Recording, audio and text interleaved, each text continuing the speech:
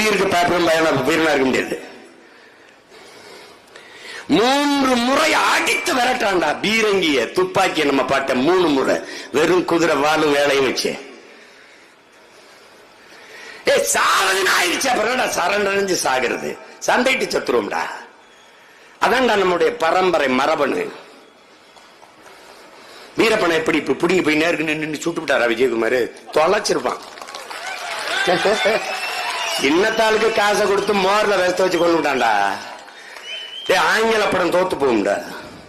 என் தம்பி பாலமல்லி சொன்னான் பாரு, மோர்ல மோர் வருது, மோரை குடிக்கிறாங்க பிள்ளைங்க, குடிச்சிட்டு அந்த ஓடையில போய் கையை கழிட்டு வரும்னு போறாங்க.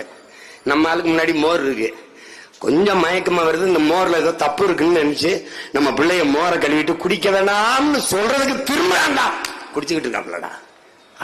படம் கூட தோத்து போயிரும்டா. இறங்கு